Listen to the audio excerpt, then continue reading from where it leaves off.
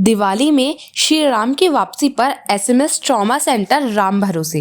राजस्थान में इलाज के लिए सबसे बड़े सरकारी अस्पताल जयपुर का एसएमएस का बुरा हाल है। हालत यह है कि अगर अचानक से कोई हादसा हो जाता है तो सरकार के पास प्राइवेट अस्पतालों में जाने के सिवा कोई दूसरा उपाय नहीं बचता है।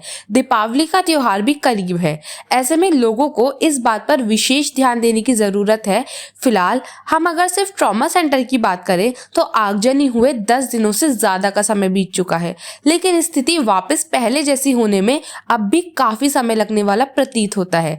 एसएमएस ट्रॉमा सेंटर में हुई आगजनी के बाद से स्थिति बहुत नाजुक बन गई है। स्थिति ये है कि ट्रॉमा सेंटर के पास कोई 46 आईसीयू बेड की व्यवस्था है, जिसमें से सिर्फ 22 बेड ही अभी चालू है। इसका साफ अर्थ है कि लोगों को दी जाने वाली राहत में बड़ा अंतर आया है। दूसरी ओर लगातार अस्पताल में मरीजों की संख्या धीरे धीरे बढ़ती जा रही है।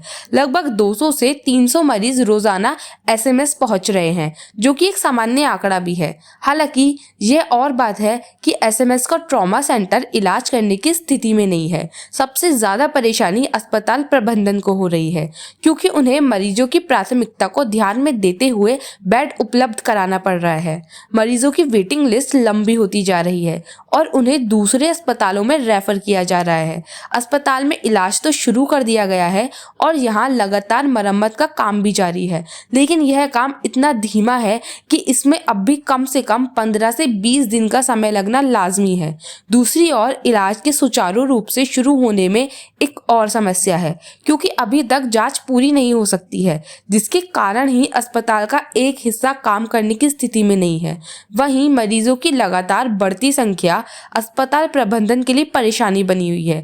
हालात कुछ इस तरह खराब हो गए हैं कि मरीजों के परिजन प्राइवेट अस्पतालों में जाने के लिए मजबूर हो रहे हैं।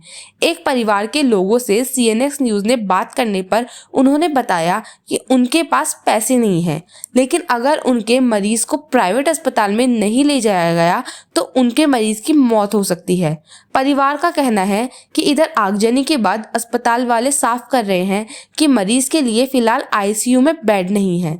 कुछ इसी तरह का हाल अन्य परिवारों का भी था। जो जा सकते थे वो अपने मरीजों को प्राइवेट अस्पतालों में लेकर जा रहे हैं, लेकिन जिनके पास कोई दूसरा ऑप्शन नहीं है वो स्थिति के सुधरने का इंतजार कर रहे हैं।